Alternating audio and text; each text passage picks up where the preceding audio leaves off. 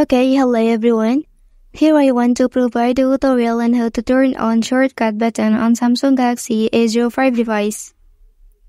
Okay, let's get to the tutorial. First thing first, you can go to the settings menu. After that, here you can scroll down. And then you can select accessibility option. And then here you can tap advanced settings. After that, to activate the shortcut button on your device, you can select this option. Okay, and then you can tap select actions. Okay, and then here you can select any tools to show in the accessibility shortcut button on your device. Okay, and then the accessibility shortcut button on your device is successfully active. Well, that's the tutorial on how to turn on shortcut button on Samsung Galaxy A05 device.